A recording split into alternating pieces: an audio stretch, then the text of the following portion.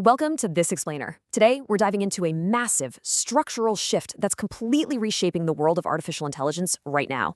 You see, we're finally moving away from this era where we just rent closed AI from a handful of massive tech giants. Instead, we're heading straight toward a future where organizations actually own intelligent, highly controllable AI infrastructure. It's a fascinating transition, and honestly, understanding it is absolutely crucial if you want to deploy AI effectively in the real world. So let's just jump right into the core question that's totally redefining the modern AI race. For the last couple of years, the entire conversation has just been about supply, right? Like who has the biggest, smartest, or most expensive model. But as these frontier-level models become incredibly abundant and easy to get your hands on, what actually ensures reliable intelligence? The focus is drastically shifting from just grabbing supply to mastering control. Because let's face it, raw intelligence is pretty much useless if you can't steer it. And we are seeing that massive strategic shift play out right in front of us. The old way of doing things was all about closed API dependence. You know the drill. You get access to an API, sure, but you don't actually own the engine running under the hood. But now, because of real-world export restrictions and the massive cost pressures enterprises are facing when they try to scale, the industry is being forced toward controllable AI infrastructure. This isn't just happening because it's a cool idea, it's literally a structural necessity at this point. Now, that brings us to a major disruptor, the release of Zhipu AI's GLM-5.2. This is not just another boring benchmark update. It's a fundamental shock to the closed model order. Back when export controls were supposed to block access to top-tier closed models, GLM-5.2 stepped up. And it didn't just emerge as a flimsy backup plan, it came out as a robust, open alternative. It basically proved that frontier-level intelligence shouldn't, and probably can't, be locked down by just a few jurisdictions. To really put this into perspective, just take a look at this number, 42.8. That is GLM 5.2's reported score on Bridgebench, and it actually claimed first place in that specific reasoning benchmark. Think about what that means. It proves that open models are no longer just cheap, lightweight substitutes for basic tasks. No, they are aggressively entering the absolute hardest zones of frontier capability. We're talking complex reasoning, advanced coding, and executing long-horizon tasks without dropping the ball. So, how exactly does GLM 5.2 compete for control of the entire AI stack? Well, for starters, it's released as full-weight open source under a super permissive MIT license. That means it's totally ready for global commercial use right out of the box. It also significantly narrows the gap with heavyweights like Claude Opus 4.8 on really complex software engineering tasks. And the kicker? It does all this running at blinding speeds of about 300 tokens per second, costing roughly 1/10 of what the American frontier alternatives charge. 1/10. All of this is creating a completely new adoption curve for enterprises.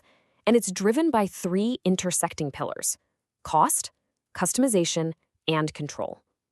When you combine these three advantages, you don't just get a cheaper tool to play with. You get a totally different mechanism for reproducing capability within your own organization. Let's break down exactly what that means in practice. Okay, so when models become drastically cheaper, like that 1/10 cost we just talked about, something amazing happens. Massive, repeated reasoning loops finally become affordable. Think about AI coding agents or research copilots. They don't just ask a model one single question. They loop, they evaluate their own work, they run external tools, they revise. At closed API prices, doing that at scale will absolutely destroy your budget. But with models like GLM 5.2, these agentic systems actually become economically viable. You can customize them to your specific business logic and keep them fully under your own sovereign control. But I do want to pump the brakes for a second here, because we really have to navigate what I call the benchmark trap. Benchmark intelligence is fantastic for generating press releases, but useful intelligence is what actually moves the needle. Enterprises do not buy leaderboard scores, right? They buy predictable, stable outcomes. A high score literally means nothing if the model silently changes its behavior or starts hallucinating as soon as you deploy it in a real-world workflow. Actually, having a ton of raw capability can sometimes create a total illusion of competence. If you don't have the right architecture in place, throwing a cheaper, more powerful model at a problem just creates faster confusion. If your system lacks strict tool discipline, or if it forgets constraints during a long task, or if it's just bad at self-correcting, well, a smarter model is just going to generate more code, more plans, and more plausible-sounding errors at lightning speed. It inevitably leads to these totally uncontrolled agentic loops. And that brings us to the solution, which is really the true core of today's explainer. If AI models like GLM 5.2 provide the raw, cheap energy, The energetic paradigm, or EP for short, provides the engine. EP is this missing control and deductive reasoning layer that sits directly above the models. It's an architecture explicitly designed to take all that chaotic raw AI power and convert it into highly directed, stable, and auditable work. So, how does EP actually work? Well, it frames tasks not as those simple, single-pass prompts we're used to, but as rigorous, controlled transformations. It requires defining a clear target, setting hard constraints, mapping out a logical deductive path, testing the evidence, diagnosing any failures, and only then executing corrections. It acts as a governed boundary that strictly manages the model's energy at literally every single step of a workflow.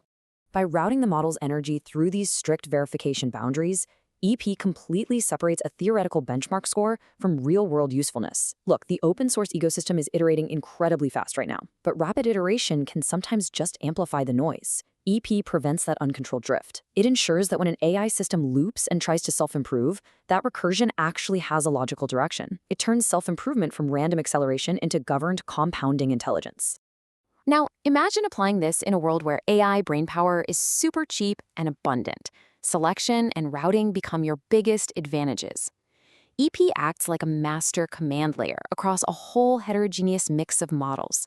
It can use GLM-5 as a cheap, heavy-lifting reasoning engine, then pass that output to Claude, acting as a high-precision reviewer, use GPT for the final synthesis, and even loop in private, internal models as domain specialists. It assigns roles and diagnoses failures across the entire stack. Because EP fundamentally controls the logic of task generation itself, it goes way beyond your standard agent framework. A normal agent just blindly executes a task, but EP can support incredibly high-level outputs. We're talking about generating top journal-quality research papers, running complex scientific analyses, and making governed strategic decisions. It structures the causal architecture and anticipates objections before the model even starts typing its first word. So, to bring this all together, GLM-5 and models like it are the energy, but EP provides the structure. Once open-source AI catches up in raw intelligence, and as we've seen today, it absolutely is catching up, the raw model itself is no longer the rare prize. The control layer sitting above the model, that becomes the true scarce strategic asset that organizations actually need to win. Which leaves us with a pretty massive, provocative question to think about today. As the AI race decisively moves above the model, is your organization actually building the architecture to govern intelligence, or are you just renting it and hoping for the best? Because when raw intelligence becomes cheap and everywhere, it is the deductive reasoning structure you put in place today that will ultimately determine your success tomorrow. Thank you so much for joining me for this explainer.